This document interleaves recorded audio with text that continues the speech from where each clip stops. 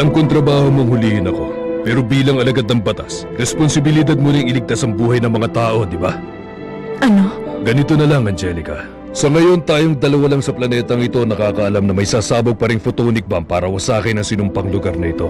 Wala akong pakialam sa mga taong walang sawa nakikinigma para sa kanilang mga prinsipyo at politika. Pero hindi tama na madamay ang mga inosenteng tao sa sinimulan nilang kaguluhan. Kaya gusto ko sanang pilitin mo na ilikas ang mga sibilyan mula sa planetang ito habang may oras pa. Magagawa mo ba yan? Pero mister, hindi mo pa rin sinasabi ang dahilan. Hindi pa ako pwedeng umalis dahil nandito pa ang pamilya ko, Angelica. At alam mo namang hindi tinatalikuran ng mga coyote ang kanilang pamilya. Maging buhay man ang kapalit. Mister, ako'y... Alam mo rin siguro na hindi ako romantikong tao.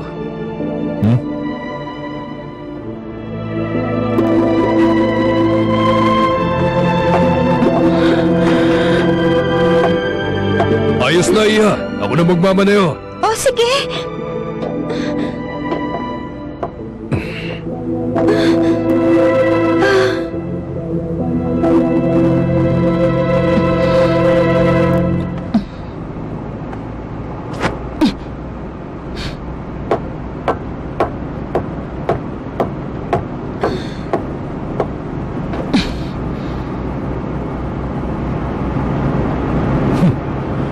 Tayo na!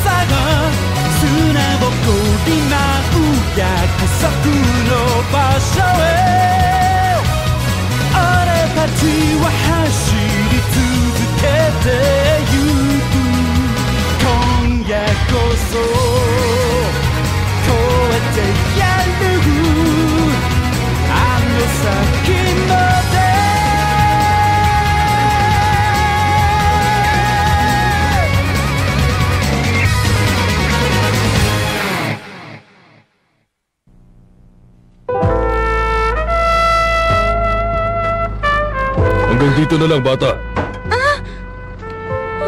Kayo nang bahala. Pilitin niyong kausapin ng maraming tao para mabalaan sila tungkol sa photonic bomb na sasabog. Ingat kayo. Mister, sa oras na matapos ito, hahanapin kita at aarestuhin. Hihintayin kita.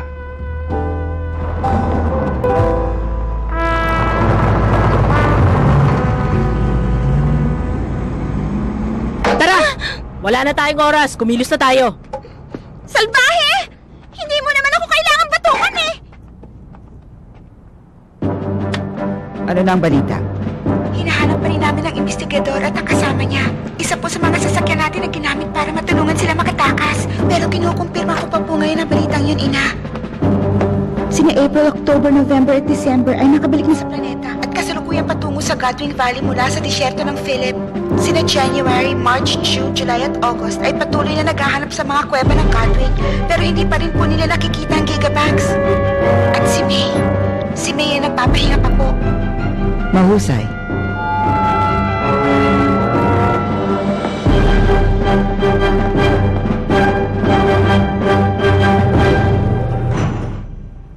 Maniwala kayo sa amin! Totoo po! May photonic bomb pa rin na sasabog dito! Nakatago to sa ilalim ng lupa malapit lang dito! Puntahan niyo para makita niyo! Sandali lang. Tingnan natin kung tama ang pagkakaintindi ko. Sinasabi niyo sa amin na may photonic bomb na nakatago sa Godwin at walang bomba ang Jupiter. At nanganganib kami kaya kailangan namin lumikas. Sa tingin nyo kaya ay maniniwala ako sa kwento nyong yan? Kailangan yung maniwala. Mahirap yatang gawin yun. Lalo na sa nalaman kong balita. May nakapagsabi sa akin tungkol sa isang investigador mula sa Federation na gumagala sa kung saan-saan at nananakot ng kung sino-sinong opisyal. At ngayon nandito ka. Maaaring hindi ko alam ang totoo mong pakay. Pero tapos na ngayon makipag-usap ang Graceland Liberation Army sa mga mapagkunwaring mga tuta ng gobyerno. Kaya umalis na kayo rito. Hindi maganda to. Habang nagmamayabang ka na ganyan, nililikas na ng gobyerno ang mga tauhan nila mula sa Graceland. Kung ginagawa ng mga tauhan mo ang kanilang trabaho, dapat nalaman nila ang tungkol doon. Kaya mo kami pinapasok rito, di ba? Para malaman mo kung bakit biglang umatras ang Federation sa pinakamainit inyong labanan. Mahirap tanggapin ang katotohanan. Pero malapit na kayong maubusan ng oras. Pakiusap.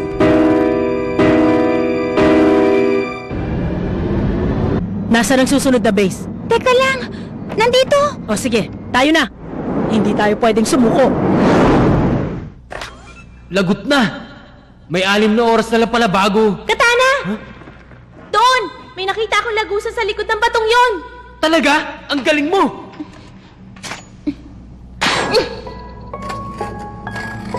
Mister, hihintayin ka namin.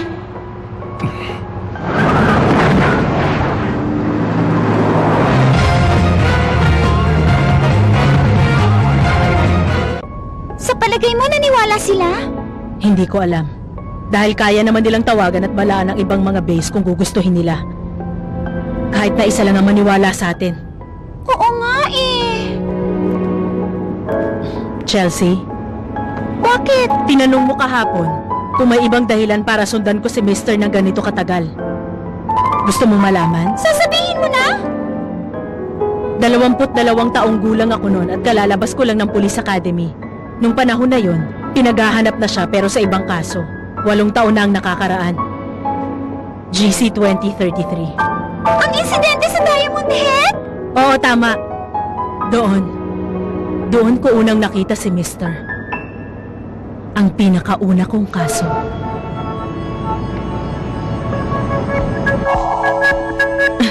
Bago pa lang ako sa presinto kaya ginawa akong traffic enforcer sa pinakamagulong kalye doon.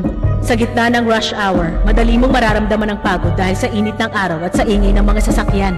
Malaimpyerno ang init nung araw na yon habang ginagawa ko ang trabaho ko. At bigla na lang, tumahimik ang paligid na para bang naglaho ang lahat. Na parang napagod din ang oras at huminto. Pagkatapos, may nakita akong kumikilang na bagay sa di kalayuan. Napakalaki nito. Hindi ko agad nakita na isa itong tsunami.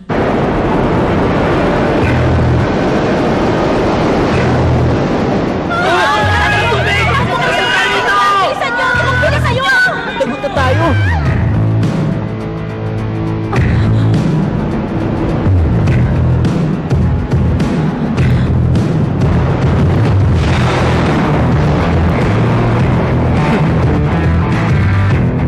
Bigla siyang lumitaw. Nakangiti na parang bata. Na parang walang ibang tao sa mundo ang mas masaya pa sa kanya sa mga oras na yun. Kahit na mapanganib ang kanyang ginagawa. Ano pang hinihintay mo? Takbo na!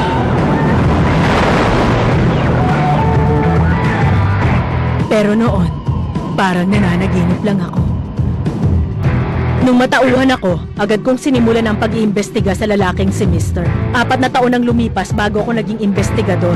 At dahil sa isa pang insidente, nilagay ako kaagad sa kaso niya. Nangyari yun noong taong GC 2037. Ang kaso ng Fargate! Tama uli. May mga taong nagtangkang isang patang presidente sa skandalong yon. Tama. Nalaman ko na lang yan noong sinusundan ko na si Mr.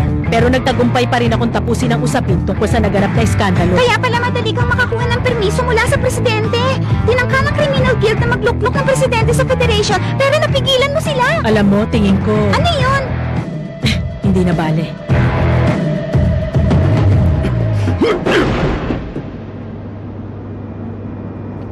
Maaaring 8 taon na ako nagsisinungaling sa sarili ko mula nung makita ko siya sa Diamond Head. Maaaring dahil alagad ako ng batas, sinadya kong pigilan ang nararamdaman ko. Sinasabi sa sarili na isang kriminal ang aking hinahabol. Hindi ba, mister?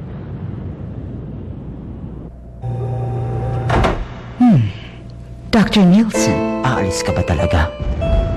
Oo. Oras na ng pagtutuos. Kanino? Kay Mister? Sa sarili ko. Ito lang ang paraan para makontento ako. Ganun ba? Ina, may dumating na balita mula sa mga tauhan natin sa kuweba. Namataan si Mr. sa Godwing Point 03. Inihahanda na namin na pagsalakay sa lugar na yon. Mahusay. Mag-iingat ka roon. Kapag tumanda kang tulad ko, tanging ang pamilya mo na lang ang makakapagpaligaya sa'yo.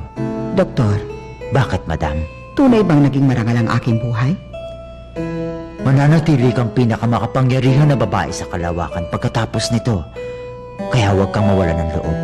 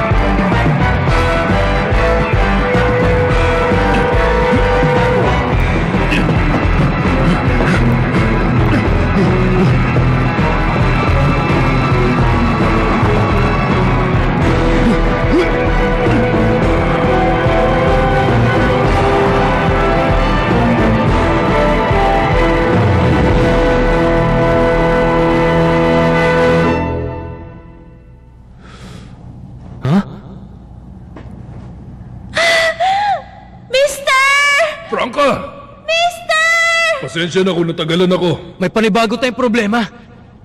Nakikita ko nga, dahil sa pagbuwamba sa ibabaw ng lupa, nagkaroon ng lagusan ng tubig sa ilog. Anong gagawin natin ngayon? 3 oras na lang ang natitira. 3 oras? Mauubos ng oras pero hindi tayo aalis hanggat hindi nakikita ang loob. Hindi natin maaaring biguin si Bruce. Franca, patawad kung nainip ka. Pumasok na tayo ron. At dalawin ang iyong ama. Halika na, mister. Tayo na. Naghihintay na si Papa. Tama ka. Gusto ko rin sana sumama doon sa loob ng Gigabanks, kaya nga lang, sigurado na sa lubong mo 12 sisters papunta rito at baka nasundan ka nila. Ako nang bahala sa kanila. Lumakad na kayo. Mabuti kang tao, Katana. Alam ko. Pero wala ka pa rin makukuhang kapalit. Alam to ng lahat ng mga kayote. Huwag babayaran ng utang kahit hanggang kamatayan! Ayan! O sige na, lakad na. Oo nga pala. Sandali, Katana. Ha?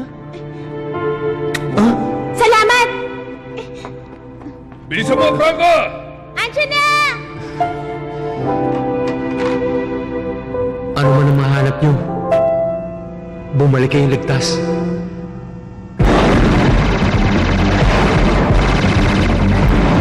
Ano ba, Bishop? Hindi mo ba kayang takasan ng mga yan? Ginagawa ko na ang lahat! Tumulong ka na lang imbis na magreklamo! Misael!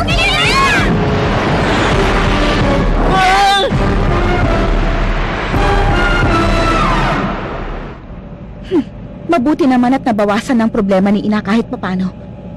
Oras na para bumalik tayo sa Godwing. Masusunod!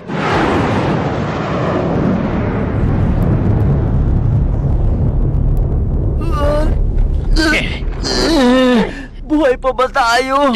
Sobrang paghihirap naman yata ito para sa pagbabalik kay Otiko. Nasa di kalayuan ang sasakyan natin. Ilang oras na lang ba? Huwag mo na lang alamin. Doon tayo! Takbo!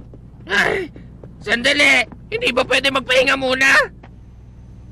Gagalaw ng Gigabanks pagkatapos na mabuksan ang huling pintuan na ito. At pagpasok sa loob, wala nang atrasan. Hindi na makakalabas ang kahit na sinong pumasok.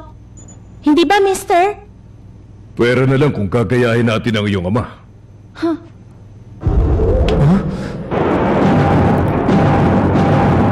Ayos! Nasa loob na sila! Gusto niyo maglaro?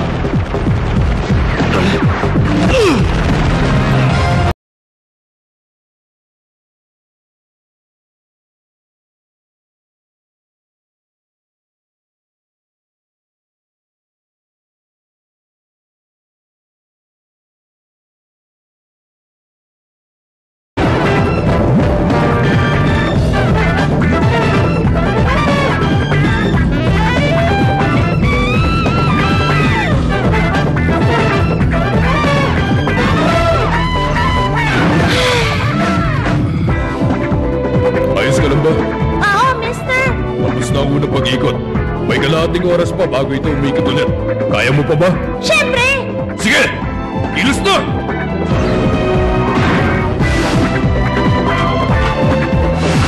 Mag-chess tayo ngayon. Queen to Bishop 6. Kakainin naman ng knight ang queen. Bishop to King 7. Check! Ito na tayo!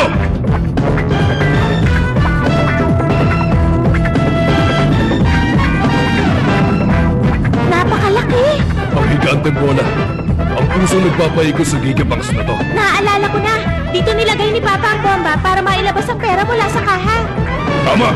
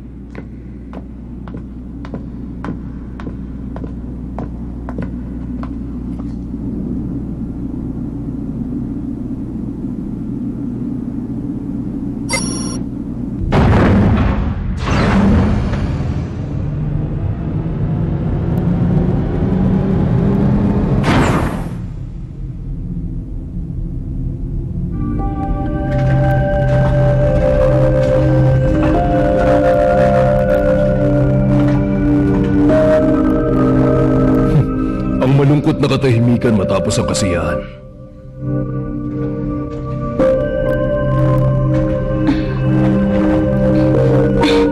Nabasa na ang lahat ng perang nandito, mister. Pagkatapos ng mga pinagdaanan natin, hindi ko alam kung may panahon pa tayo para ilabas ang lahat ng ito. Sige, itatago ko na lang ang isang to bilang alaala. Tingnan mo yun.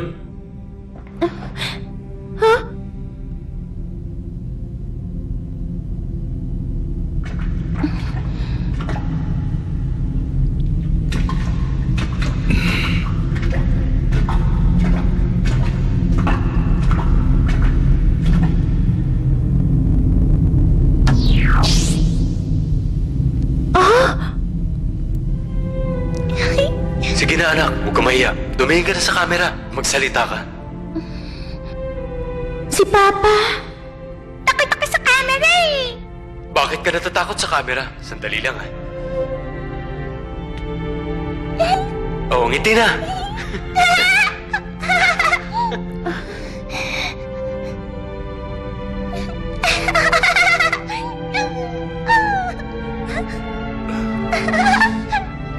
Ayun pa isa. Gusto mo rin kumain, Papa? Eto oh!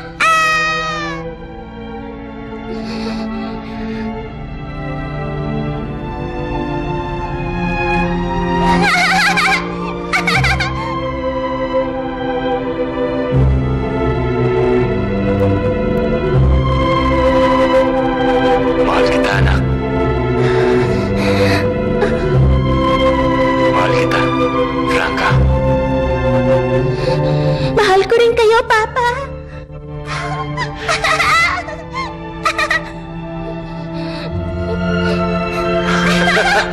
nandito kayo! Papa! Mahal na mahal ko po kayo, Papa!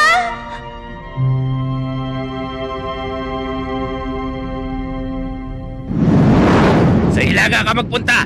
Ano? Bakit sa Hilaga? Hindi tayo pwedeng dumiretso na lang sa Godwing Valley nang wala man lang plano. Mag-isip ka nga muna. Siguradong may hinandang patibong ang mga tauhan ni Marciano doon. Oo, tama ka ron. Pero kung di natin pwede dalhin ang Coyote sa Gigabanks, paano natin may lalabas ang perang nakatago ron? Magtiwala ka lang. Huh? Ako nang bahala, Bishop. May naisip na akong plano. Ina! Nandito na kayo? Nasaan ang grupo ni January? Pumasok na po sila sa loob. Dito po ang daan.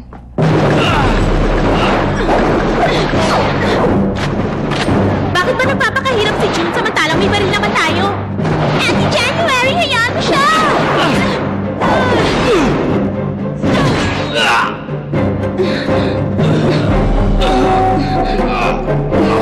January, August. Bakit po, ina? Mahusay ang ginawa ninyo. Nasaan si June? Nandun! Mag-isang nakikipaglaban at ayaw kaming isali. Anong problema, ina? Ikaw, Coyote.